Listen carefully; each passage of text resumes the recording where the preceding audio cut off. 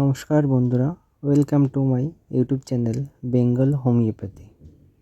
তো আজকে আমরা যে বিষয়টাতে কথা বলবো সেটা হচ্ছে ওয়েস্ট বেঙ্গলে BAHMS অর্থাৎ bachelor of homeopathic medicine and surgery এর যে সমস্ত কলেজ, প্রাইভেট হোক বা গভর্নমেন্ট হোক, যে সমস্ত কলেজ রয়েছে সেই কলেজগুলোর বিষয়ে আজকে আমরা এই ভিডিওতে বলবো। তো তোমরা সকলেই জানো ওয়েস্ট বেঙ্গলের স্টেটে অন্যান্য স্টেটের থেকে হোমিওপ্যাথিতে ঝোঁক বেশি, অর্থাৎ ওয়েস্ট বেঙ্গলের স্টুডেন্টরা BHMS নিয়ে একটু বেশি আগ্রহী দেখায় এবং বর্তমান সময়ে যে সরকার রয়েছে সেই সরকারও BHMS BAMS অর্থাৎ আইস যে কোর্সগুলো রয়েছে এগুলোর প্রতি অতিরিক্ত ধ্যান দিচ্ছে, যার কারণে আগের থেকে বর্তমান সময়ে মানুষের মধ্যে অনেকটাই সচেতনতা বেড়েছে এই হোমিওপ্যাথি এবং আইস নিয়ে। এই হোমিওপ্যাথিতে যে অ্যাডমিশন হয় সেটা নিটের থ্রু, অর্থাৎ নিট পরীক্ষার মাধ্যমে এখানে অ্যাডমিশন হয়।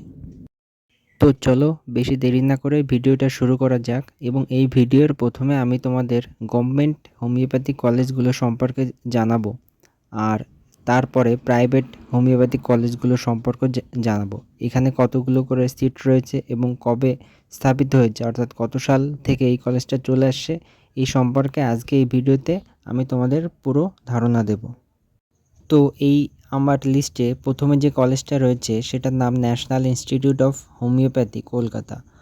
এটা হচ্ছে রাষ্ট্রীয় সংস্থা হোমিওপ্যাথি, অর্থাৎ এক প্রকার এটাকে হোমিওপ্যাথির এইমস বলা যায়। এটাতেও নিটের থ্রুই অ্যাডমিশন হয়ে থাকে, কিন্তু এর কাউন্সেলিং প্রসেস একটু অন্যরকম, অর্থাৎ এটা ওয়েস্ট বেঙ্গলের আইস কাউন্সেলিংয়ের থ্রু হয়ে থাকে না। এটার জন্য আলাদা পোর্টাল রয়েছে যে সম্পর্কে আমি তোমাদেরকে পরে জানাবো। তো এই যে কলেজটা এটাতে মোট BHMS এর সিট সংখ্যা হলো 116টা এবং এই কলেজটা প্রতিষ্ঠিত হয় 1975 সালে। এবং এরপরে যে কলেজটা রয়েছে সেটা Calcutta homeopathic medical college and hospital, এটা কলকাতাতে অবস্থিত এবং এখানে সিট সংখ্যা 63টা এবং এটি প্রতিষ্ঠিত হয় 1981 সালে। এই লিস্টে পরে যেটা রয়েছে সেটা Medinipur homeopathic medical college and hospital, যেটা মেদিনীপুর অবস্থিত। এখানে সিট সংখ্যা 63টা এবং 1945 সালে এটি প্রতিষ্ঠিত। তারপর যে কলেজটা রয়েছে সেই কলেজের নাম DND homeopathic medical college and hospital, এটাও কলকাতাতে অবস্থিত এবং এখানেও সিট সংখ্যা 63টা এবং এটিও 1927 সালে স্থাপিত হয়। এরপর রয়েছে Mahesh Bhattacharya homeopathic medical college and hospital, এটা কলকাতা থেকে একটু দূরে হাওড়াতে অবস্থিত, সিট সংখ্যা 63।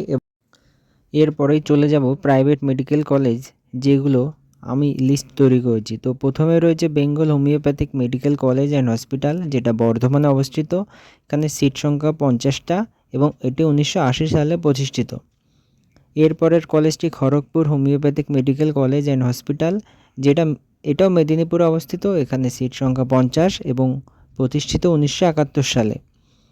এরপরের যে কলেজটি রয়েছে সেটা Birbhum Vivekananda homeopathic medical college and hospital, যেটা বীরভূমে অবস্থিত, সিট সংখ্যা 60, প্রতিষ্ঠিত 1972।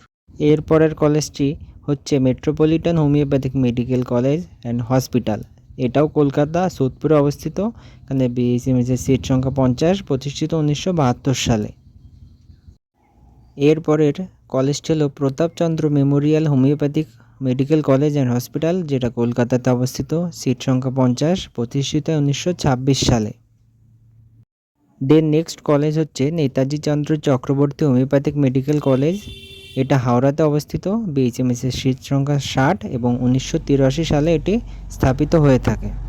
নেক্সট যে কলেজটি রয়েছে সেটি হচ্ছে Bardhaman homeopathic medical college and hospital, এটা বর্ধমানে অবস্থিত, সিট সংখ্যা 50 এবং 1978 সালে এটি স্থাপিত হয়ে থাকে।